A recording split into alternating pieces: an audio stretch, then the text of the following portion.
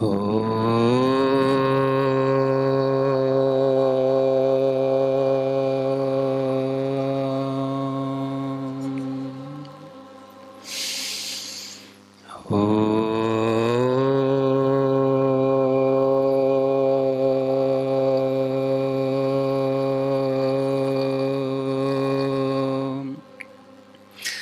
सहना भवतु सहनौ भुनक्तु सह वीर्यं करवावहै तेजस्विनावधीतमस्तु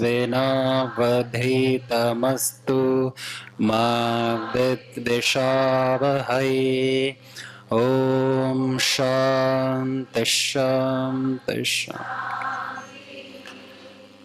परम पूजनीय योग ऋषि श्री स्वामी जी महाराज जी के चरणों में कोटिशः नमन अर्पित करते हैं। परम श्रद्धेय आचार्य श्री जी के चरणों में भी हम कोटिशः नमन अर्पित करते हैं। पूज्य दीदी श्री जी के चरणों में भी हम कोटिशः नमन अर्पित करते हैं। और आप सभी जो देश के कोने कोने से यहाँ पधारे हैं गुरुधाम में गुरु ज्ञान की प्राप्ति के लिए, इस दिव्य संगत में आप सभी को भी हृदय से नमन वंदन अभिनंदन। तो आप सभी योग शिक्षिकाएं बहनें योग सिखाती हैं। आप सबने योग का प्रशिक्षण लिया, यहाँ भी ले ही रहे हैं। परम पूज्य स्वामी जी महाराज जी का यह स्वप्न है, दिव्य संकल्प है कि इस देश का बच्चा बच्चा योगी हो और इस यौगिक संस्कृति को हम अपने भीतर धारण करें और गुरु की तरह ही हम भी गुरुवत हो जाएं। तो गुरु का ज्ञान हमारा सौभाग्य हमें सुनने को मिलता है प्रतिदिन। तो परम पूज्य स्वामी जी महाराज जी प्रतिदिन आस्था संस्कार सोशल मीडिया के माध्यम से लाइव रहते हैं, पतंजलि वेलनेस से, योगग्राम से, निरामयम से, और कहीं भी देश विदेश में कहीं भी हों जब लाइव रहते हैं और प्रतिदिन वही अपनी दिनचर्या को फॉलो करते हैं। भले ही कितना भी कार्य हो, कहीं भी हो, कितना भी विलंब हो जाए, लेकिन अपना जो रूटीन तय किया है महाराज श्री ने उसे छोड़ना नहीं। और यही महाराज जी से हमको सीखने को मिलता है और यही उनका संदेश भी है। वो खुद भी कहते हैं कि जो मेरा जीवन है वही मेरा संदेश है और जो मैं बोल रहा हूँ वो मैं बोल नहीं रहा, वो मैं जी रहा हूँ और आप भी उसे जिए, सबको वही जीने के लिए प्रेरित करते हैं। तो परम पूज्य स्वामी जी महाराज जी प्राकृतिक चिकित्सा, योग, आयुर्वेद, यज्ञ, इसको संगठित रूप से और भारतीय जितनी चिकित्सा पद्धतियां थीं अब वो एक संगठित रूप में हमें देखने को मिलती हैं एक ही जगह, पतंजलि वेलनेस में, योगग्राम में, जिसमें संगम है योग, आयुर्वेद, प्राकृतिक चिकित्सा, यज्ञ और सात्विक आहार, सात्विक पेय, उपवास आदि का एक ही जगह। तब जाकर के वहां पर लोगों को असाध्य रोगों में भी एक हफ्ते में आराम मिल जाता है।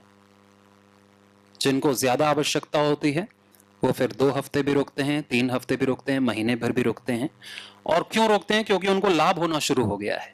लाभ होना शुरू नहीं हो तो आदमी क्यों फिर रुकेगा? फिर तो वो चला जाएगा यहां से।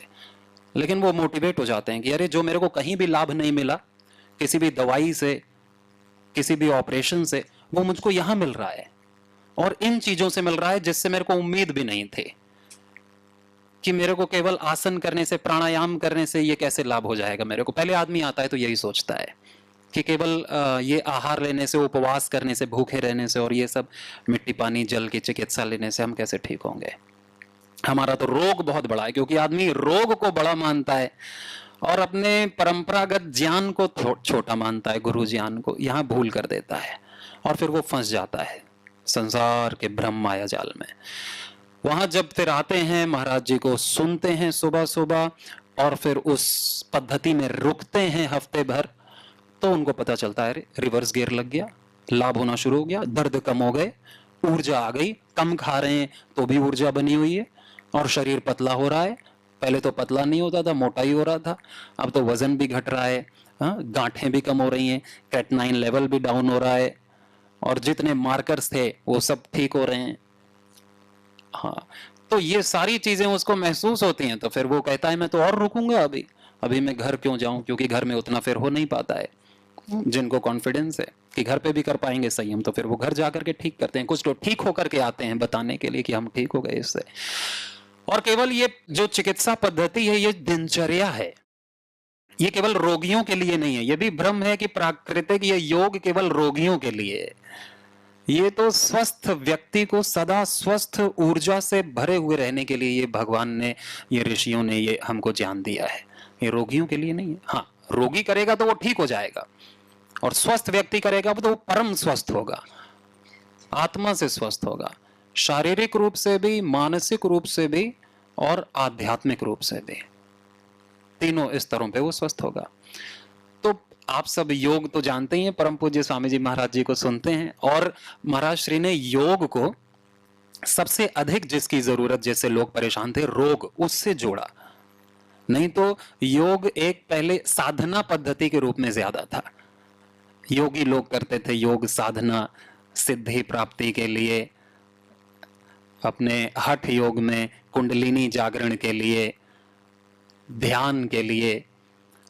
तो सबको जरूरत है स्वस्थ रहने की, तो महाराज जी ने, वो तो था ही, लेकिन इसमें एक मुख्य बात सबको जो ध्यान दिलाई कि योग के माध्यम से हम स्वस्थ रह सकते हैं और कोई भी रोग को हम ठीक कर सकते हैं, बशर्ते हम योग को एक सिस्टमैटिक रूप में करें। तो उसका पैकेज बनाया रोगानुसार। थायराइड के लिए आसन जो यहां पर आपके विशुद्धि चक्र को बैलेंस करते हैं, थायराइड ग्लैंड को स्वस्थ करते हैं। हृदय के लिए आसन, हृदय रोग के लिए, हाई ब्लड प्रेशर के लिए कौन सा प्राणायाम करें, लो ब्लड प्रेशर के लिए कौन सा प्राणायाम, इनफर्टिलिटी के लिए, बांझपन के लिए कौन से आसन करें, और उस आसन को करते हुए कैसी अपनी ब्रीदिंग रखें, किस प्राणायाम के साथ करें, पेट के रोगों के लिए कौन सा आसन करें, कमर दर्द के लिए कौन सा आसन करें। तो योग तो सब सीख जाते हैं, कुछ आसन सीख लिया, कुछ प्राणायाम सीख लिया, बताने के लिए पर्याप्त है, लेकिन हम उस योग को ऐसा सीखें कि वो हमारे और दूसरों के काम आए। यदि हम उसको रोगानुसार सीख लेते हैं, थेराप्यूटिक योग, योग भी कई प्रकार का है, फ्लेक्सिबिलिटी के लिए योग है, जवानों के लिए योग है, तो वो सब तो ठीक है, लेकिन रोगानुसार योग जानना बहुत आवश्यक है। ठीक है, तो आपको परम पूज्य स्वामी जी ने जो पैकेज बताया है, उस पैकेज के अनुसार अगर हम योग कराएंगे तो फिर उसका हमें रिजल्ट जल्दी मिलता है, बनस्पत उसके कि हम कैसे भी करा रहे हैं, कुछ भी करा रहे हैं। तो जैसे कि पेट के लिए आसन कौन से होते हैं जो पेट पर ज्यादा फर्क करते हैं, पेट के अंगों को ज्यादा मुलायम बनाएंगे, सॉफ्ट बनाएंगे, पेट में जो गैस भरी है उसको बाहर निकालेंगे, चाहे नीचे से या ऊपर से। हाँ, मंडूक आसन, मंडूक आसन है, पवन मुक्तासन है, योग मुद्रासन है, वक्रासन है, पश्चिमोत्तानासन है, अगर जो आगे झुक सके तो।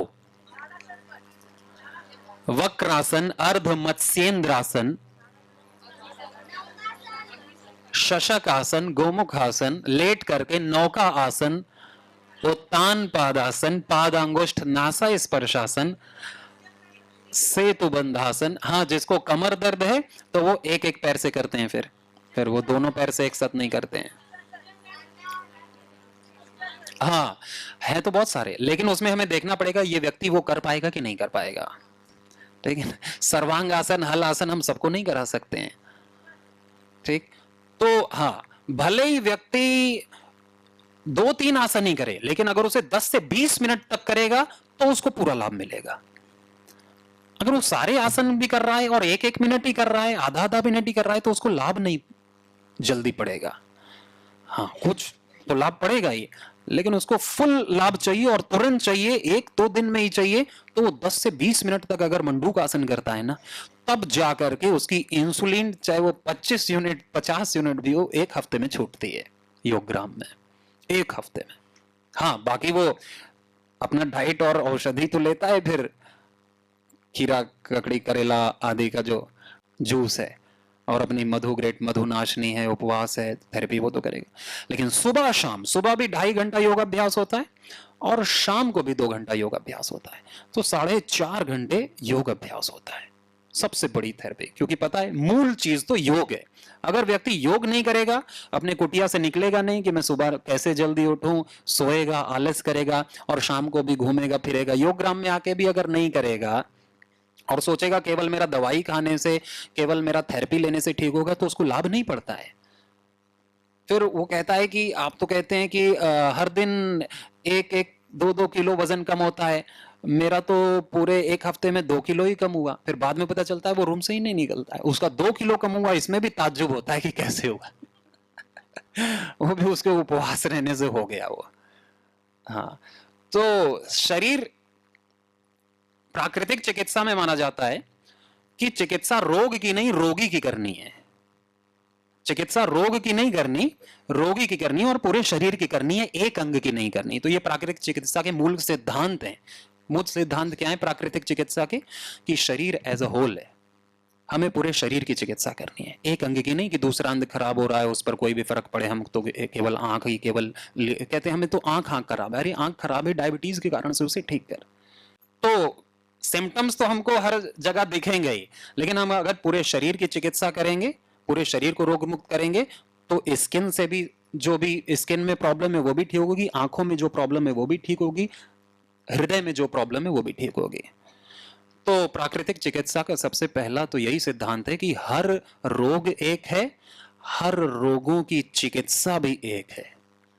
हर रोग एक कैसे है? क्योंकि हर रोग एक इसलिए है क्योंकि हर रोग का कारण यही है, गलत दिनचर्या ये रोगों का कारण है, प्रकृति के विरुद्ध आचरण है ना, सोने के समय जागना, जागने के समय सोना, जो ना खाने वाली ना पचने वाली चीजें हमारी प्रकृति के विरुद्ध हैं उसको खा लेना, ज्यादा मात्रा में खा लेना, सोने का, बैठने का, चलने का ढंग अलग, तो फिर ये भी रोगों के कारण होते हैं। फिर इससे क्या होता है, जब हम प्रकृति के विरुद्ध चलते हैं तो हमारी वाइटल एनर्जी कम हो जाती है, जीवनी शक्ति। जीवनी शक्ति के कम होते ही सप्त धातुएं हमारी इम्बैलेंस में हो जाते हैं। कोई चीज ज्यादा हो जाती है शरीर में, कोई चीज, शरीर बहुत सारे घटकों से बना है, कोई चीज ज्यादा हो जाएगी, कोई चीज कम हो जाएगी, बैलेंस में नहीं है। प्रकृति अपने आप बैलेंस पे रखती है, हमें करने की जरूरत नहीं है, हमें बस ठीक चलने की जरूरत है। इस शरीर में जो बहुत सारे आप देखते हैं ना, ब्लड टेस्ट कराते हैं तो बहुत सारे मार्कर्स होते हैं, कोई ज्यादा मिलता है कोई कम मिलता है, फिर गड़बड़ हो जाती है। फिर शरीर में विषाक्त तत्व इकट्ठे होने लगते हैं, एक्युमुलेशन ऑफ फॉरबिड मैटर। जब शरीर में फिर विषाक्त अनुवांछित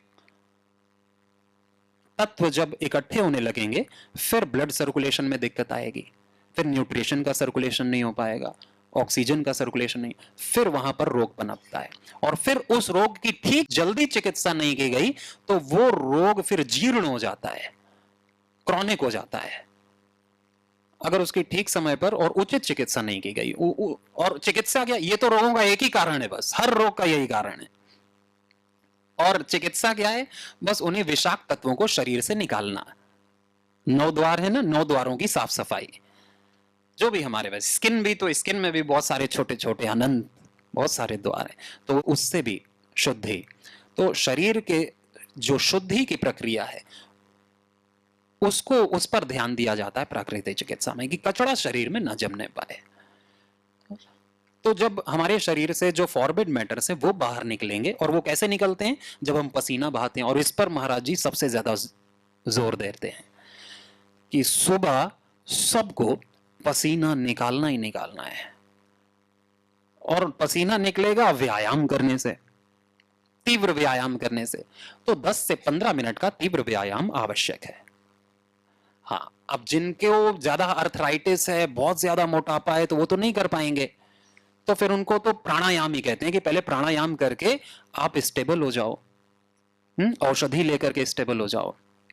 सूक्ष्म व्यायाम कर लो, सूक्ष्म व्यायाम करने लायक भी नहीं हो तो प्राणायाम कर लो, हाथ उठाने लायक भी नहीं हो तो सांस ले लो। बहुत बुरी हालत हो जाती है ना, बहुत बाद में आदमी जागता है, पहले नहीं जागता है। पहले तो काम चलाता रहता है, चलता है, फिर लुटता पिटता है, फिर बाद में याद आती है आयुर्वेद की, लास्ट में, एकदम लास्ट में योग की, पहले नहीं आती। तो ये दिक्कत है। तो पहले से ही हम पसीना बहाएं, पसीना बहाएंगे तो व्यक्ति बूढ़ा नहीं होगा और कभी निराश नहीं होगा, उसके अंदर बहुत बड़ी शक्ति रहेगी, क्योंकि जो शक्ति है उसका सही यूटिलाइजेशन शुरू हो गया सुबह से ही, सुबह से ही सही यूटिलाइजेशन। तो शरीर में विषाक्त तत्व जमने का फिर तो प्रश्न ही नहीं उठता है, पसीना निकलता है तो फिर भूख अच्छी लगेगी, भूख अच्छी लगेगी तो फिर भोजन पचेगा, बशर्ते वो अच्छा खाए, न्यूट्रिशनल चीज खाए तो पचेगा। तो शरीर का शुद्धिकरण के लिए, और फिर ज्यादा कफ हो जाता है तो जल नीति करते हैं, वमन करते हैं, कुंजल क्रिया। गैस की प्रॉब्लम है, कब्ज है तो फिर शंख प्रक्षालन करते हैं, लंबी प्रक्रिया है थोड़ी, बस्ती करते हैं, एनीमा करते हैं, तो उससे भी बड़ी आंत की सफाई हो जाती है, तुरंत आराम मिलता है। बस्ती, परम पूज्य स्वामी जी कहते हैं कि सारी चिकित्सा एक तरफ और बस्ती एक तरफ, ये महर्षि चरक ने कहा बस्ती, और बस्ती भी परम पूज्य स्वामी जी ने 100 प्रकार की कर दी, रोगानुसार बस्ती, अलग अलग औषधियों की बस्ती। जो अभी आदरणीय डॉक्टर साहब ने आपको औषधि बताई ना मुंह से खाने की, उन्हीं औषधियों को 10 गुना करके भी हम, अगर हम अपने गुदा मार्ग से, अनस से अगर भीतर डालें तो उसका कोई साइड इफेक्ट नहीं होता है। शरीर से ज्यादा खाएंगे तो गर्म कर जाएगा, लेकिन नीचे से लेंगे तो उसका एब्जॉर्प्शन पूरा होगा और वो शरीर को ठीक करता है। तो मधुग्रिट, मधुनाशनी की बस्ती डायबिटीज में दी जाती है। लिवोग्रिट, लीवामृत की बस्ती लीवर की प्रॉब्लम में दी जाती है। कायाकल्पवटी या डर्माग्रेट या कायाकल्प, काढ़े की बस्ती, काढ़े की भी बस्ती, काढ़ा भी तो वही औषधि से बना है जिससे वटी बनी है, बस वो जल के फॉर्म में है, बस उसी को हवन में डाल के लो तो वो धूम्र के फॉर्म में हो जाएगा। वो औषधि वही है, लेने का तरीका अलग अलग है, वो नाक से ले रहे हैं, कोई गुदा द्वार से ले रहे हैं। तो बस्ती बहुत ज्यादा फायदा करती है, शरीर का शुद्ध। नीम की बस्ती देते हैं, गर्म पानी नीम की बस्ती, तो वो तो शरीर को डिटॉक्स करती ही करती है। डिटॉक्सिफिकेशन तो सबसे पहले होता है सुबह सुबह 4 से 5 बजे, यही कार्यक्रम चलता है योगग्राम में। और परम पूज्य स्वामी जी महाराज जी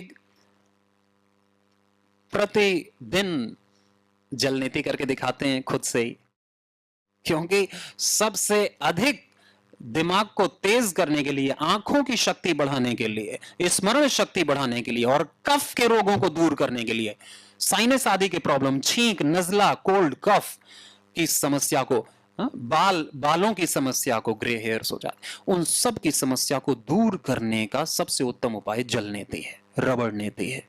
जल नीति तो सब कर सकते हैं, रबड़ नीति करने में डरते हैं कोई कोई, तो जल नीति किया जा सकता है।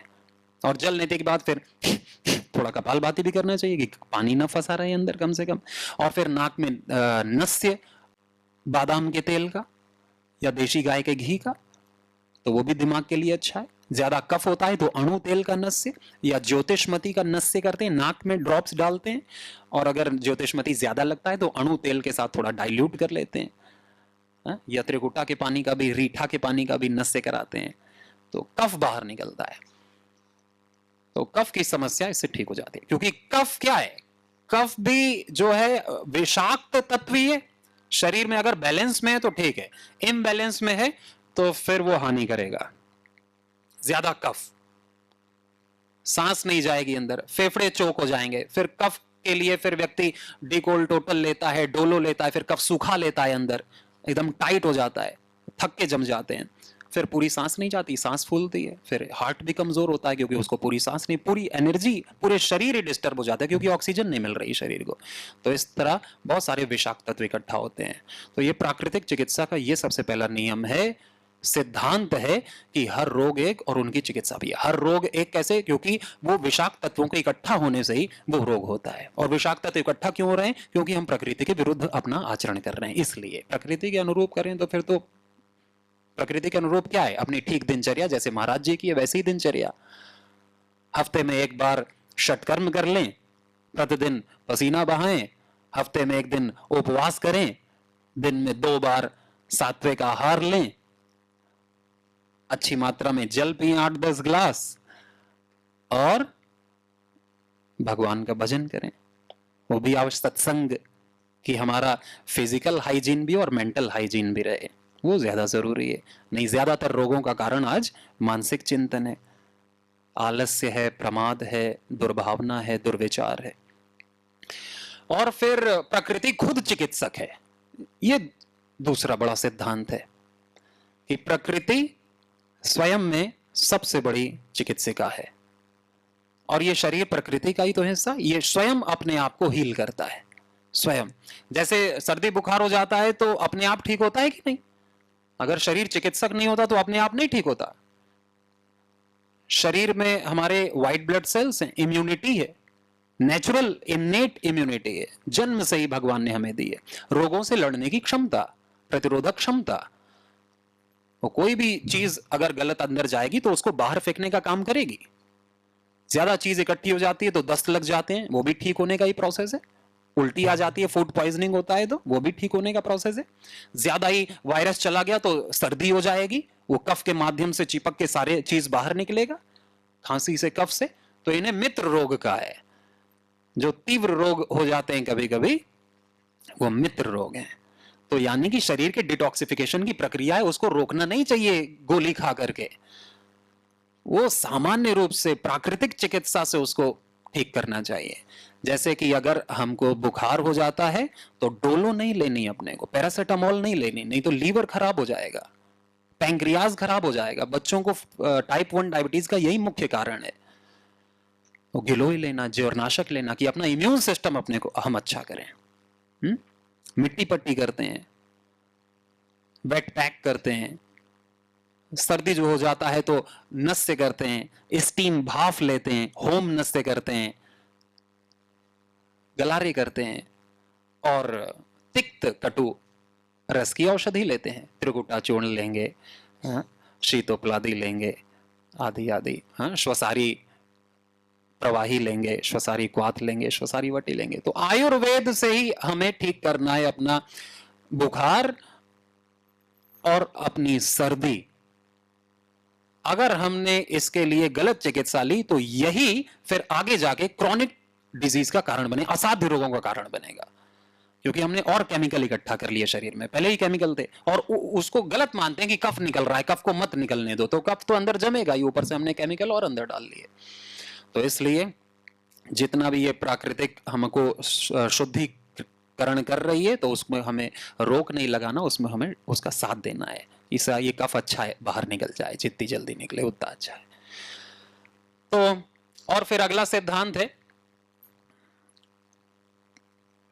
कि चिकित्सा जब हम करते हैं, शुद्धि क्रिया करते हैं, तो शुद्धि क्रिया से कई बार हमारे गड़े हुए जो जमे हुए रोग हैं वो भी उभर आते हैं, उनकी चिकित्सा भी अपने आप हो जाती है। नहीं तो फिर वो बाद में जाके परेशान करते हैं। तो जो दबे हुए रोग हैं प्राकृतिक चिकित्सा में वो भी उभरते हैं, और उनकी चिकित्सा भी प्राकृतिक चिकित्सा, आयुर्वेद और योग के माध्यम से होती है।